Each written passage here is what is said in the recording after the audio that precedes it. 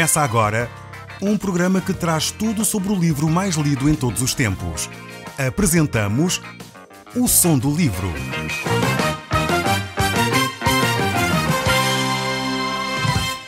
Seja muito bem-vindo. Neste podcast vai encontrar o livro mais conhecido e lido em todo o mundo. Vamos levá-lo numa viagem pela história da humanidade. Este é um audiolivro para si, para a sua família e sociedade em geral. Contextualização e comentários de Paulo Chaveiro. Eu sou Paulo Chaveiro e nós hoje estamos a olhar para o livro de Jeremias no capítulo 37. E neste capítulo 37 vamos entrar numa nova secção deste livro. Uma secção mais histórica, onde de novo Jeremias vai relatar episódios históricos. Jeremias é uma testemunha ocular do que está a acontecer na cidade de Jerusalém. No fundo é alguém que está a viver a história no momento e naquela hora difícil. Já passou cerca de 30 anos desde que Jeremias iniciou o seu ministério. Quando ainda era jovem, juntamente com Josias, experimentaram grandes momentos de avivamento na nação de Judá, mas depois tudo desmoronou. Não havia consistência no coração do povo. O povo tinha aderido ao formalismo religioso, mas não tinha convertido verdadeiramente o seu coração. E por isso se afastou de novo de Deus. Acolheu de novo a idolatria, as imagens de escultura. E Josias continuou a proclamar a palavra de Deus. Agora ele encontra-se, 30 anos após ter iniciado o seu ministério, encontra-se preso. Preso pelos seus próprios concidadãos. Preso por aqueles que não queriam mais ouvir as verdades que colocava Jeremias no coração do povo. O exército babilônico estava a sitiar a cidade de Jerusalém. E nós temos aqui o relato ainda mais detalhado no livro de 2 Reis e 2 Crônicas, que refere acerca deste cerco e as consequências terríveis que teve para o povo de Judá, este cerco que o rei Nabucodonosor imprimiu na nação de Jerusalém, na nação de Judá e na cidade de Jerusalém. Esta de facto é uma secção tremenda que provavelmente nos pode até chocar um pouco os textos que nós vamos ver. Alguns deles bem vivos, alguns deles que nos trazem o quadro histórico que estava a ser vivido naquele momento. E nós vamos respigar uns textos bíblicos, alguns versos, e se você desejar, seria bom ler todos os capítulos em casa, mas nós aqui não vamos ter de facto todo esse tempo, por isso vamos ler alguns textos, só alguns versos aqui. E do capítulo 37 vamos ler este verso 11. Diz assim: tendo-se retirado o exército dos caldeus de Jerusalém por causa do exército de Faraó. Este texto aqui coloca-nos então no centro da batalha. Temos Nabucodonosor por um lado e temos aqui então o rei Faraó do Egito por outro. Estas eram as duas grandes superpotências daquela época e elas degladiavam-se para tentar controlar um território extremamente importante e estratégico que era onde a nação de Israel tinha o seu território. Não sei se está lembrado, enfim, daquilo que aprendeu em história. Esta região, que ia desde o Egito até à Mesopotâmia, chamado Crescente Fértil, era uma zona comercial extremamente importante e quem controlava estas regiões então tinha o poderio económico da época. O estreito onde a nação de Israel se encontrava era de facto um sítio de passagem com poucos quilómetros de diâmetro e por isso mesmo era um local estratégico para que os grandes imperadores pudessem conquistar. Se eles conquistassem aquele território onde Israel estava, a cidade de Jerusalém, então eles controlariam praticamente todo o comércio naquela grande região. E por isso Nabucodonosor desce até ali, à cidade de Jerusalém, e o rei do Egito, o Faraó, percebendo a importância estratégica que a nação de Judá tem, sobe então ao encontro do grande rei Nabucodonosor. E é neste momento, neste fogo cruzado, podemos dizer assim, que Judá se encontra. Se por um lado a norte temos os caldeus, os babilónicos, Nabucodonosor com todo o seu poderio militar, e nós sabemos pela história universal como ele conquistou toda aquela grande região, foi, podemos dizer assim, o primeiro grande império no verdadeiro sentido da palavra. E depois temos ainda, que era uma força militar tremenda, o Egito, por outro lado. E nesta altura, o exército de Faraó então sai ao encontro das forças armadas da Babilónia. Depois damos aqui um salto para o verso 13, que diz assim: estando ele à porta de Benjamim, achava-se ali um capitão da guarda, cujo nome era Jerias, filho de Selemias, filho de Ananias, capitão que respondeu a Jeremias, o profeta, dizendo: tu foges para os caldeus. Disse Jeremias: é mentira, não fujo para os caldeus.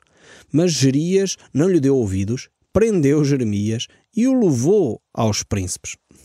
Mais uma vez, coitado do Jeremias, já é a 4ª vez que é de novo levado para a prisão. Jeremias era um homem temente a Deus, um homem que zelava pelo bem do seu povo, era um homem preocupado. O único rei que compreendeu isto foi, de facto, Josias. Por isso, Josias implementou as reformas espirituais necessárias para que o povo se aproximasse de Deus. Mas todos os outros reis que o sucederam, os seus filhos, não tiveram esta percepção da importância que Jeremias tinha para a restauração do povo. E de vez em quando lá ia Jeremias de novo parar à prisão. Umas vezes porque sim, outras vezes porque não, umas vezes porque dizia, outras vezes porque não dizia. E no fundo havia sempre pretextos para que Jeremias fosse então levado preso. Já pela 4ª vez, Jeremias é preso e mais uma vez por dizer a verdade. As pessoas suspeitavam, levantavam calúnias a respeito dele e ele, apesar de manter a verdade, mesmo assim as pessoas levavam-no preso. E vamos fazer um pequeno salto agora para o capítulo 38, para o verso 17, e diz assim: então Jeremias disse a Zedequias: assim diz o Senhor, o Deus dos exércitos, Deus de Israel, se te renderes voluntariamente aos príncipes do rei da Babilónia, então viverá a tua alma, e esta cidade não se queimará, e viverás tu e a tua casa. Mais uma vez, Jeremias traz uma mensagem que não é agradável, é verdade, mas traz mais uma vez uma solução. Ele tem vindo constantemente a alertar o povo. Se vocês fizerem uma coisa, então a consequência é esta. Se vocês deixarem de fazer, Deus vai aliviar o sofrimento. E o povo normalmente vai contrário à vontade de Deus. Depois, Jeremias de novo traz uma solução e o povo vai contrário à vontade de Deus. E mais uma vez, já estão no extremo, portanto, sempre foram fazendo as coisas contrárias à vontade de Deus. Mas Deus é tão amoroso, tão preocupado com o seu povo que diz: eu não quero vos destruir. Se vocês voluntariamente se entregarem ao rei da Babilónia, não vão ser destruídos. Mas este povo tinha um coração terrível. O rei Zedequias, rei de Judá, ele realmente não queria dar ouvidos à voz de Deus. E o verso 18 prossegue: mas se não te renderes aos príncipes do rei da Babilónia, então serás entregues e esta cidade nas mãos dos caldeus, e eles a queimarão, e tu não escaparás das suas mãos. Disse o rei Zedequias a Jeremias: receio-me dos judeus que se passaram para os caldeus. Não suceda que estes me entreguem nas mãos deles e eles escarneçam de mim. Disse Jeremias: não te entregarão. Ouve, te peço as palavras do Senhor. Jeremias, de facto, era um homem com um coração enorme, um homem preocupado com o seu povo. Ele constantemente diz: ouve as palavras de Deus. Como este clamor necessita ser declarado hoje. Quantas pessoas sabem o que devem fazer, conhecem a Bíblia, ouviram a palavra de Deus, mas continuam a fazer aquilo que bem entendem. Continuam a argumentar e a arranjar desculpas para não obedecer à voz de Deus. Quantas pessoas sabem que não devem dobrar os seus joelhos diante de imagens, mas dizem: a minha família faz pressão sobre mim. Quantas pessoas sabem que devem de estar dentro de uma comunidade, que não devem de ir simplesmente à igreja porque A, B ou C, enfim, lhe fez alguma coisa e por isso desistiram de estar nessa comunidade, mas deveriam de se congregar noutra. Mas depois arranjam desculpas: mas as pessoas na igreja são todas umas pessoas que às vezes fazem isto. Pois claro, são pessoas que precisam de Jesus como você precisa. Aliás, eu costumo dizer que se nós não precisássemos de Jesus, então não fazia sentido haver igreja. As igrejas são constituídas por pessoas fracas, pessoas que pecam, pessoas que se arrependem e pessoas que querem voltar para Cristo. É por isso que há problemas nas igrejas. Porque as pessoas também falham, porque as pessoas fazem coisas que não deviam, mas também as pessoas devem reconhecer os seus erros e pedir perdão e restaurar os seus relacionamentos. As igrejas não é um espaço para pessoas que são impecáveis, para pessoas que são santas num certo sentido, mais santinhas do que santas, não é? Precisamos de entender que é esse espaço para ouvirmos a voz de Deus. E não façamos como Zedequias, que tinha todas as oportunidades de emendar o seu caminho, de emendar o seu percurso, mas continuava a inventar desculpas para não obedecer à voz do Senhor. E Jeremias, pacientemente, este homem realmente, Jeremias, tinha uma paciência de santo, como nós costumamos dizer. Tinha uma paciência tremenda, porque ele constantemente já sabia que Zedequias desobedecia à palavra, sabia que o povo não ouvia a voz de Deus, mas mesmo assim Deus enviava e ele ia obedientemente fazer o que Deus lhe tinha colocado no coração. E o verso 21 prossegue: mas se não quiser sair, esta palavra que se me revelou do Senhor, eis que todas as mulheres que ficaram na casa do rei de Judá serão levadas aos príncipes do rei da Babilónia, e elas mesmo dirão: os teus bons amigos te enganaram e prevaleceram contra ti, mas agora que se atolaram os teus pés na lama, voltarão atrás. Aqui Jeremias está a refletir e a dizer: ok, se não fizeres isso voluntariamente, até as mulheres, e aqui a ideia das mulheres não é no sentido depreciativo, mas as mulheres naquela altura não tinham uma voz política. Aliás, no nosso país é curioso saber que as mulheres só passaram a votar após o 25 de Abril, portanto nós estamos a falar de um período assim tão atrasado. Às vezes é que nós esquecemos a nossa história, a nossa própria história. Naquela época as mulheres muito menos. No nosso país só a partir do 25 de Abril é que as mulheres tiveram liberdade de voto. Naquela época então não tinham expressão política absolutamente nenhuma. Mas Jeremias diz: se não fizeres voluntariamente, as mulheres que não têm expressão política, não têm a voz ativa, são elas que vão tratar deste assunto. E isto era de facto uma vergonha para um homem que se dizia ser o chefe de Estado. Mas voltando aqui ao texto bíblico, o verso 28 diz: ficou Jeremias no átrio da guarda até ao dia em que foi tomada Jerusalém. Vemos como este homem continuou preso, apesar de declarar as verdades, apesar de trazer a razão àquela nação, continuava a ser discriminado, continuava a ser não ouvido por o povo, continuava a ser, no fundo, julgado e posto na cadeia simplesmente porque ele trazia alternativas saudáveis, era o único que refletia realmente e deixava-se usar pelas mãos de Deus, mas a compensação disso o povo colocava-o na prisão. E chegamos então ao capítulo 39, verso 1, e diz: e foi tomada Jerusalém. Era o ano 9 de Zedequias, rei de Judá, no mês 10º, quando veio Nabucodonosor, rei da Babilónia, com todo o seu exército contra Jerusalém, e a cercaram. Era o 11º ano de Zedequias, no 4º mês, aos 9 do mês, quando se fez uma brecha na cidade. Vemos aqui, de facto, este texto que nos revela a paciência. Naquela altura as guerras já eram feitas com estratégia e Nabucodonosor, de facto, foi conhecido, enfim, conquistou este império tremendo, que foi o Império Babilónico, por causa do seu poderio militar, por causa da sua estratégia militar, e aqui era uma estratégia de paciência. Vocês repararam que levou desde o ano 9 até ao ano 11º do reino de Zedequias, ou seja, foram praticamente 3 anos que ele esteve a fazer cerco à cidade sem que deixasse entrar ou sair, seja quem for, pacientemente esperando que a cidade ruísse. E de alguma forma ia infringindo, feridas nas muralhas, enfim, mandando pedras e coisas do género. Naquela altura não havia canhões, como é óbvio, não é? Para tentar estragar a fortaleza que era a cidade de Jerusalém. E diz o texto bíblico que nesta altura, então, 3 anos depois, a muralha começou a abrir brechas. E isto é, mais uma vez, é uma lição para nós. Às vezes nós ficamos fechados a pensar na nossa segurança, na nossa capacidade de fazer as coisas, na nossa fortaleza, naquilo que é a minha área forte. E às vezes a nossa área forte começa a abrir pequenas brechas. E é nas pequenas brechas que nós perdemos a batalha. Precisamos de aprender estas metáforas, às vezes, que aqui as Escrituras têm, que nos trazem e nos fazem refletir também. E a consequência disso foi que Nabucodonosor pegou então em Zedequias e levou-o preso. Diz o verso 7, vazou os olhos a Zedequias e o atou com 2 cadeias de bronze e o levou para a Babilónia. E esta era a prática bastante bárbara que Nabucodonosor tinha para com os seus prisioneiros, de vazar os olhos com um ferro em brasa e levá-los assim de uma forma muito pouco ética, muito pouco cuidada, como prisioneiros de guerra para a Babilónia.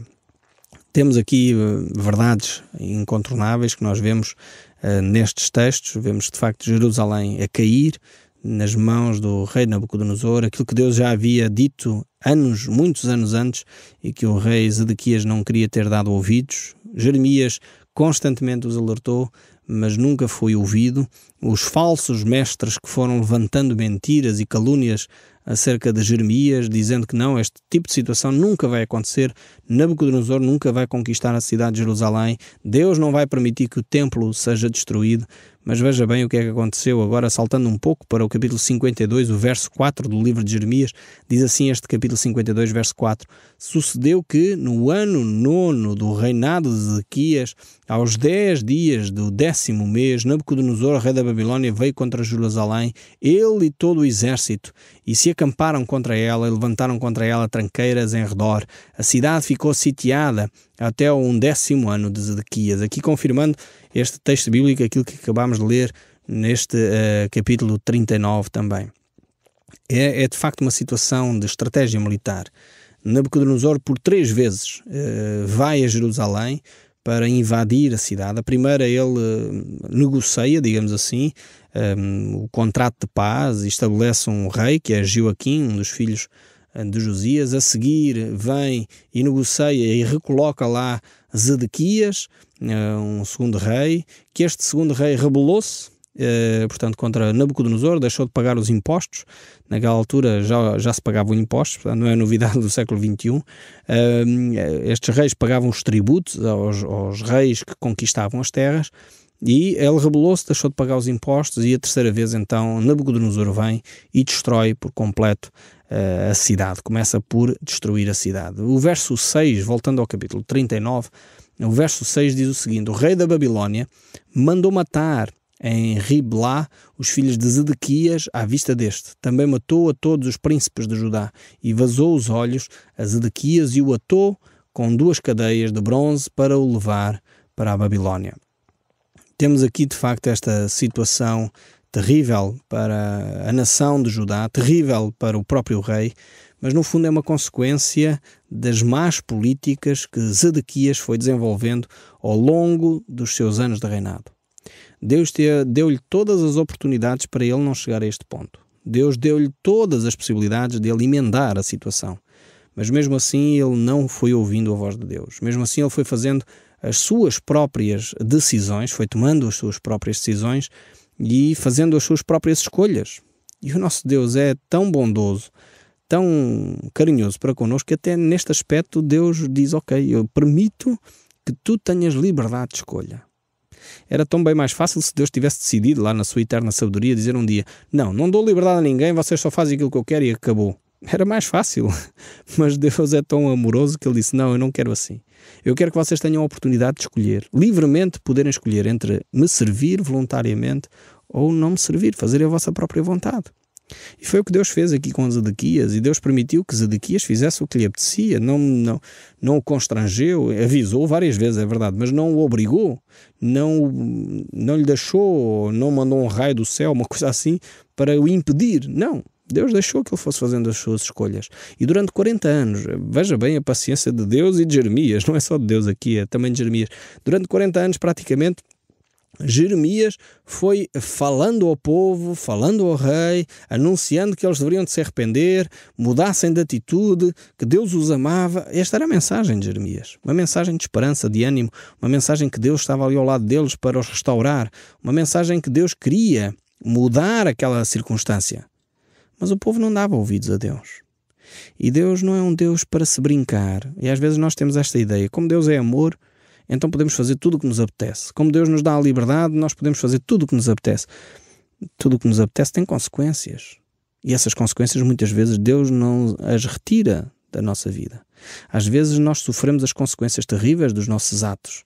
Se uma pessoa quer então ter muitos parceiros sexuais, se contrai uma doença venérea ou contrai o vírus da SIDA ou uma coisa do género, a pessoa pode se arrepender, dizer: eu não devia ter feito isto. Eu conheci um caso particular de um jovem que tinha encontrado a Cristo, mas ele encontrou a Cristo depois de uma vida de depravada, com muitas parceiras sexuais, e tinha contraído com uma dessas parceiras sexuais o vírus da SIDA. Ele dizia: eu sei que aquilo que fiz no passado estava errado, e sei que hoje estou a sofrer as consequências do meu pecado. Mas eu oro a Deus para que Deus me possa tirar esta consequência, mas se não me tirar, eu compreendo, porque Deus já me perdoou o meu pecado. E eu, infelizmente, assisti à morte acompanhei esse jovem até à morte, e percebi que Deus não retirou a consequência do seu pecado. Muitas vezes Deus permite que de facto nós façamos aquilo que nos apetece. Muitas vezes Deus perdoa, e perdoa quando nós nos arrependemos, mas muitas vezes Deus permite que as consequências do nosso pecado continuem. Deus não é o Pai Natal, não confundamos as coisas. E muitas vezes Deus permite que as consequências cheguem até nós, apesar dele ser um Deus de amor. E se alguns de nós pensamos, bem, o Deus de amor, isso era no Velho Testamento, é que Deus punia. Deus não pune no Novo Testamento, não. Então olhe para as palavras de Jesus Cristo quando ele se confronta com aqueles que eram os religiosos da época.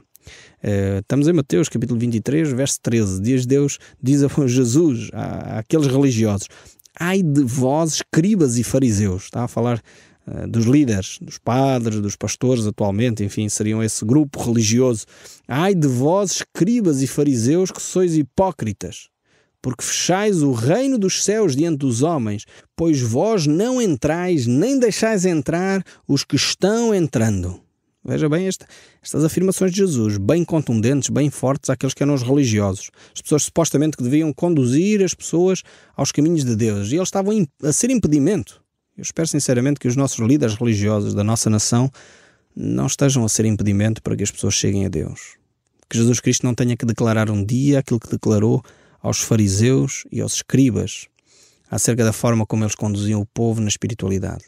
E a cada um de nós, Jesus Cristo chama a atenção. Precisamos de nos encontrar com Ele, precisamos de nos arrepender, de nos voltarmos para Ele. E quando fazemos isso, Ele tem bênçãos para nós, tem promessas magníficas.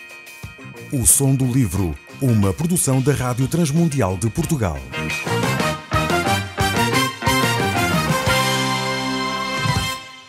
RTM. Conhece todos os nossos programas em rtmportugal.org.